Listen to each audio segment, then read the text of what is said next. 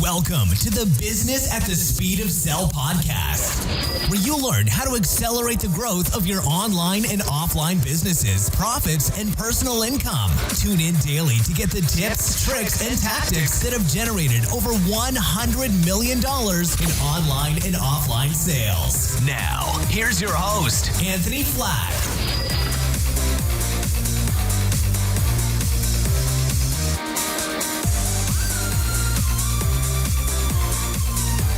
This is Anthony Flatt, and you're listening to Business at the Speed of Sell podcast. Today, I want to talk about the ethical bribe. In order to get customers to purchase our products, we need to find a way to get customers to know who we are. We need to get customers to do certain things. That might be entering their email address, that might be clicking a button, that might be attending a webinar. We need to incent the customer to do the thing that it is we want them to do. And, a lot of people say, well, I've got great content for my webinar, so of course customers are going to just attend my webinar. The problem with that is the customer doesn't know you have good content because he hasn't gotten on the webinar. So how do you get him on the webinar so that you can give him this great content? Or how do you get him to give you an email address so that you can send him an email with this great content in it? How do you get him to click a button so that you can then provide them with a free video that has this great content in it? And it all comes down to an ethical bribe. And it's basically an incentive to get a customer to do something they were going to do anyway, or that they should have done anyway.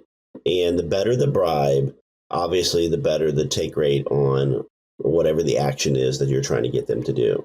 Now, a couple different bribes that have been successful for me. T-shirt is one that I've been using for a number of years to get customers to not only attend my webinars, but to then take a test afterwards, and then I send them a certificate and a t-shirt.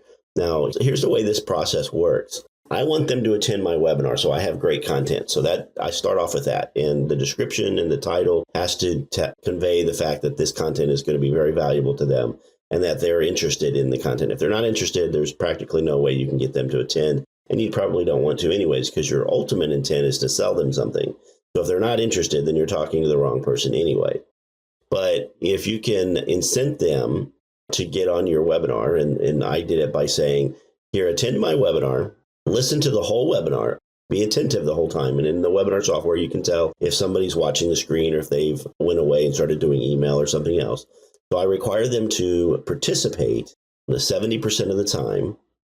And then if they participate 70% of the time, I'll send them a link to a SurveyMonkey 20-question quiz.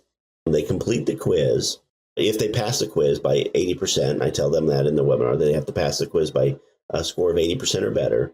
If they pass, I send them a t-shirt and a certificate. And this does a couple things. One, by them knowing that I'm going to be mailing them something, they're going to give me their correct address and their correct contact information. By them knowing in the webinar that I'm going to email them a certification exam afterwards, the mechanism by which they get their free t-shirt, I also always get the correct email address. So by using this t-shirt bribe, I'm able to get the customer to give me their real mailing address, give me their best email address, and then I can use that to then follow up with them to try to sell them something via email or direct mail later on. So think about the bribes that you can provide.